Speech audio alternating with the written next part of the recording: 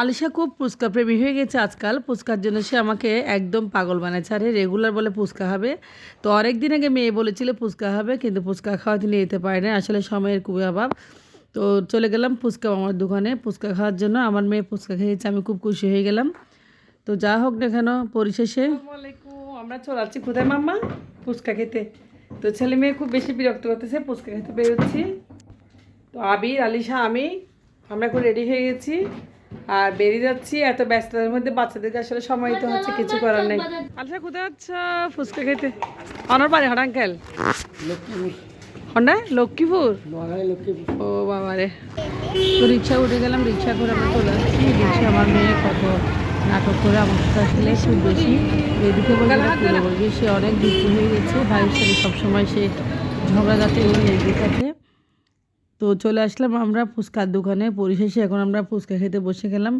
তো ফুচকাওয়ালা ফুচকা দিয়ে দিল, একটা ঝাল আর একটা নন ঝাল। একটা ঝাল না, আমার মেয়ে খাবে, আমি খাবো, আর আমার ছেলে খাবে না। ছেলে খাবে নাকি শর্মা, এক একজনের এক এক চাহিদা।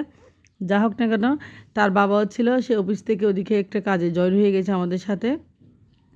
তো মেয়ে ভাইনা ধরতেছে ফুচকা কোনটা খাবে। পরিশেষে ওকে এক পাশে বসাই দিলাম ফুচকা খাওয়ানোর জন্য। তা আমার মেয়ে খুব পছন্দ ফুচকা খাওয়া আসলে, তাই আমি আজকে নিয়ে চলে আসলাম। তো সে ফুচকা খাচ্ছে, এক প্লেট ফুচকা খেয়েছে, মাশাল্লাহ আমার খুব ভালো লেগেছে। আর মেয়ে মানুষ আসলে ঝাল পছন্দ করে, সেক্ষেত্রে আমার মেয়ে ব্যতিক্রম না। তো আমার মেয়ে কীভাবে খাচ্ছে আপনারা দেখেন, ফুচকা খুব সুন্দর করে ফুচকা খাচ্ছে, আর আমি ভিডিও করতেছি। তার ফুচকা খাওয়া দেখে আমার খুবই ভালো লাগতেছে। মানে ভাবতেছি মেয়েটা দিন দিন বড় হয়ে গেছে, মাশাল্লাহ এখন পুচকো খেয়ে ফেলতেছে। তো ঝাল কিন্তু তারপরেও তার খুব বেশি ভালো লাগতেছে, জালটা সে অতিক্রম করে খেয়ে নিচ্ছে। এদিকে আমার ছেলে শর্মা খাচ্ছে, সেটা কি শর্মা খাবে। আর আলিশা একটা লিচি নিয়েছে, লিচিও খাচ্ছে। তো দুইজনের দুই চাহিদা। তো তাদের বাবা আছে, তাদের পাশে আসলে বাচ্চারা মাঝে মধ্যে এভাবে খেতে বের হলে আমরা পাশে বসে থাকি, কারণ আমরা শর্মা এগুলো খাই না। তো পাশে একটা দোকান ছিল, এইখানে একটা মটকা চা, এই দোকানে মটকা চাটা খুব ভালো। আমি একবার আশা করে খেয়েছিলাম, তো এবারে খেয়েছি। তো মটকা চাটা আসলে অনেক সুন্দর, সব মাটির পাত্রে সাজানো গোছানো, মাটির পাত্রে কাপে করে চাগুলো সাজানো হয়, দেওয়া হয়। তো এখানে মালাই চাও পাওয়া যায়, এটা হচ্ছে মটকা চা। তো মটকা চা আসলে অনেকেই খেয়েছেন মনে হয়, আশা করি। তো এই হচ্ছে মটকা চা, খুব মজা মটকা চাটা। আমি এদিকে থাকলাম আর ওরা শর্মা খাওয়া শেষ হচ্ছে এত করে। তো আমরা আবার চলে আসলাম পরোটা খেতে। তো এক একজন এক এক চাহিদা।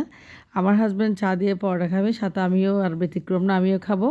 তো আমরা এখন চলে আসলাম একটা মার্কেটে, গুলজারে। আমার মেয়ে এদিকে বেলুন নিয়েছে, তো বেলুন ফেরত দিয়ে আবার তার জন্য একটা ক্লে নিয়ে আসছে, সে নাকি ক্লে নেবে। তো এগুলাই তার দুষ্টমি, বাইরে বের হলে সব কিছু কেমনে চিনে আল্লাহ জানে। অনেক দুষ্টমি করে, এটা নেব সেটা নেব, তার বায়নার কোনো শেষ নেই।